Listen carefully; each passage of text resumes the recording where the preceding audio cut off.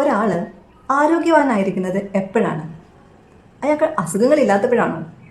അതോ ഓടിച്ചാടി നടക്കാൻ പറ്റുന്നപ്പോഴാണോ? അതിന് നമുക്ക് ഡീറ്റെയിൽഡ് ആയിട്ട് വേൾഡ് ഹെൽത്ത് ഓർഗനൈസേഷൻ്റെ ഹെൽത്തിൻ്റെ ഡെഫിനിഷൻ എന്താണെന്ന് അറിയേണ്ടിയിരിക്കുന്നു. Health is a complete state of physical, mental, social wellbeing and not merely the absence of disease or infirmity. എന്ന് പറഞ്ഞാൽ ഒരാൾക്കൊരു അസുഖം ഇല്ല എന്ന് വെച്ച് അയാൾ ഹെൽത്തി ആയിരിക്കണം എന്നൊരു നിർബന്ധമില്ല.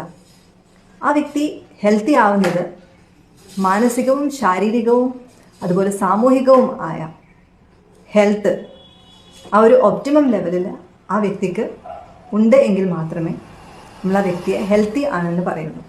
ഇപ്പം നമ്മുടെ സമൂഹത്തിൽ നമ്മൾ നോക്കിക്കഴിഞ്ഞാൽ കാണാം, ഒരു അസുഖം വരുന്നത് വരെ കാത്തിരിക്കുകയും അസുഖം വന്നു കഴിഞ്ഞാൽ പലതരത്തിലുള്ള പല സ്പെഷ്യാലിറ്റിയിലുള്ള ഡോക്ടർമാരുടെ പിറകെ ഓടി നടക്കുകയും പിന്നീട് അത് അസുഖത്തിൻ്റെ ഫലമായിട്ട് വീണ്ടും സ്ട്രെസ്സ് കൂടുകയും സ്ട്രെസ്സിൻ്റെ ഫലമായി വീണ്ടും പലതരത്തിലുള്ള മറ്റ് അസുഖങ്ങൾ വരികയും ഇതൊരു സൈക്കിൾ പോലെ കണ്ടിന്യൂസ് ആയിട്ട് നടന്നുകൊണ്ടേയിരിക്കും.